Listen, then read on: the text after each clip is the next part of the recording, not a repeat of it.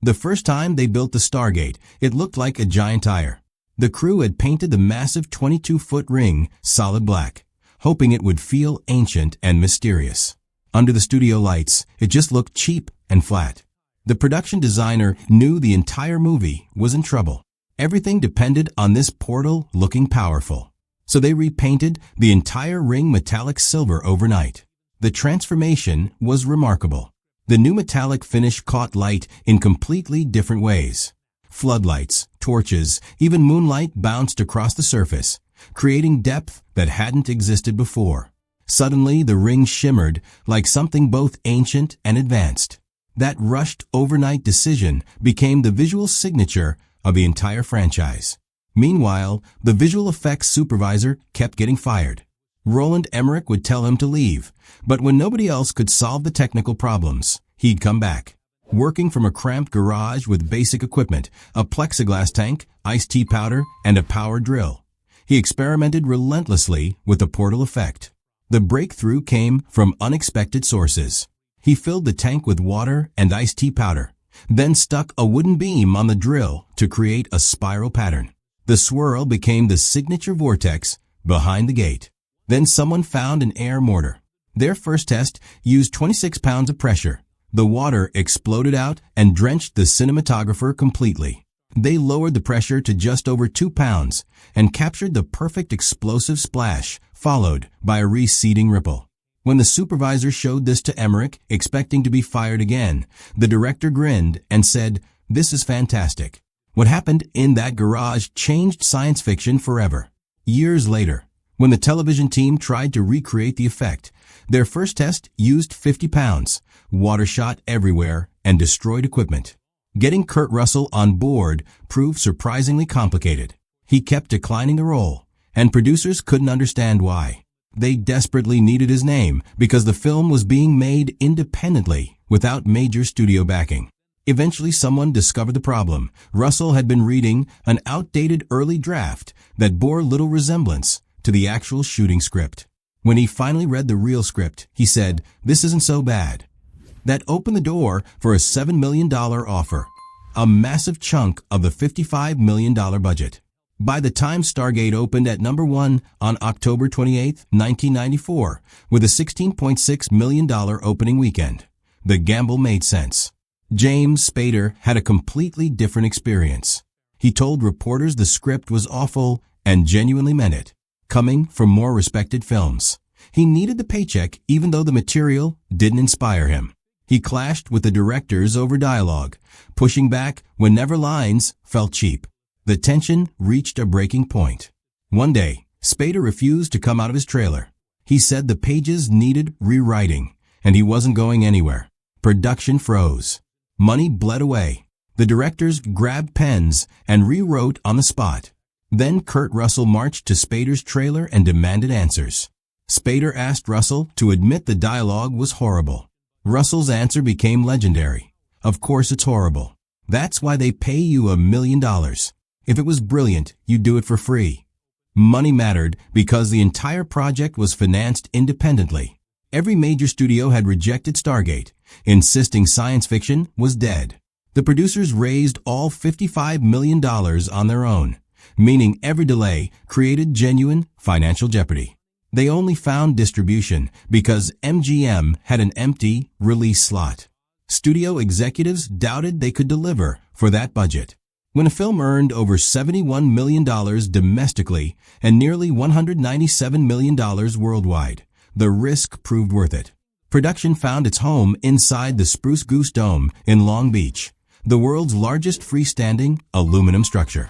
Built to house Howard Hughes's massive aircraft, the space became available in 1992. Inside, 300 workers spent 6 months building sets covering more ground than 4 football fields.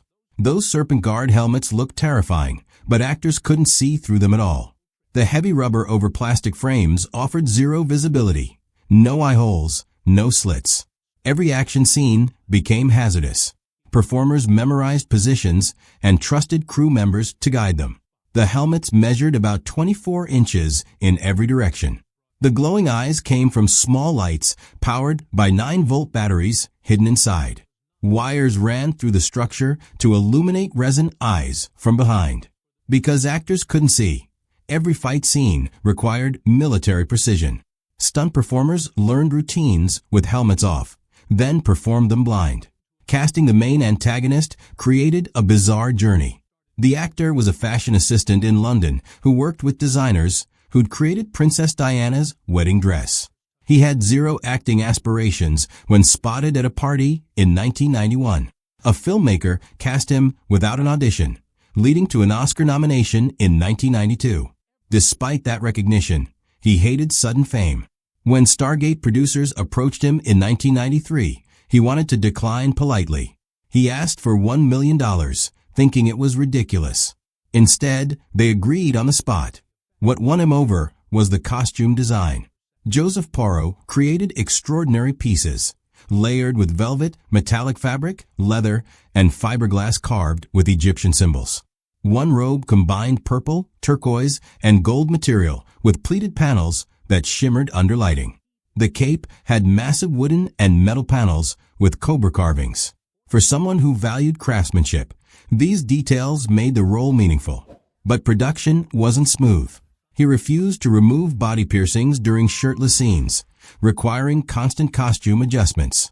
His assistant vanished on the second day with his phone, cash, and medication. Substance issues made delivering lines extremely difficult. They provided giant cue cards with phonetic spellings, but he still struggled. Test audiences reacted poorly. Filmmakers went back to editing, adding glowing eyes through visual effects, completely changing the voice, and revealing an alien parasite controlling a human host. The voice in the final film wasn't his natural speaking voice. The team rebuilt every line using pitch manipulation and layered audio. Originally, this antagonist was supposed to be human.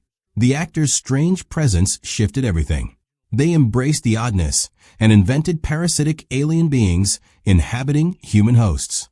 This decision created the entire franchise mythology. Location filming in Arizona's desert transformed it into another world. They chose July to avoid tourists. They built towering structures in the sand, designed after Egyptian architecture.